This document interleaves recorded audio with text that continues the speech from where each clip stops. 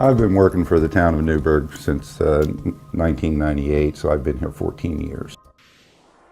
I've been working with Commonwealth engineers for 19 years. The Barometric Loop was a result of a lot of study and a lot of work and a lot of collaboration between engineer and client. We were looking at a 7-mile force main that was giving us problems with odor. On the route of the 7-mile force main, there are these air release valves, vacuum air release valves. These valves breathe in and out, depending on where the high point is in the line. So we have the column of water in these air release valves is disjointing. And then when the pumps kick back on, it expels all that air out through these high points and creates an odor issue in the neighborhoods.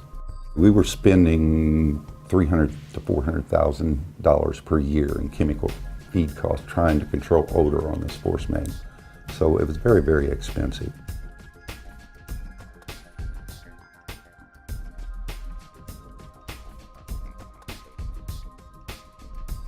We discussed it and thought that the best way was to try to do something that was very passive in nature that didn't require a whole lot of control.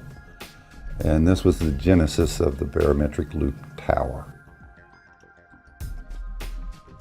Using a tower construction with a vortex, we would be able to accomplish two things with the design.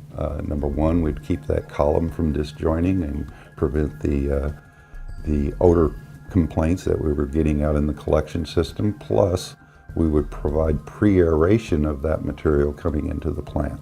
And we're so happy with that design. It works wonderfully.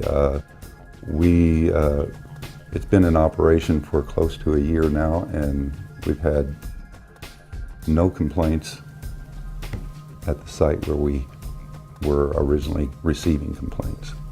So it has completely eliminated the odor complaints out in the collection system. It takes an entire team to make a successful project. We need their input, they need our input. I'm looking at it from an operational perspective and knowing what will work in the real world. They have the design expertise behind them, and they're very knowledgeable at that and have worked all over the state and did hundreds of projects. So they have all this history under their belt.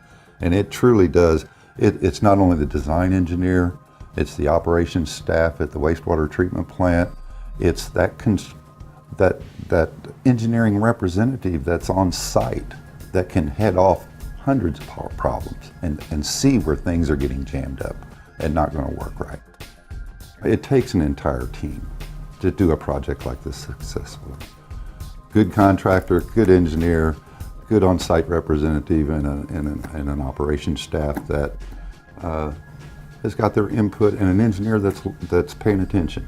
And we had that here. It was very successful.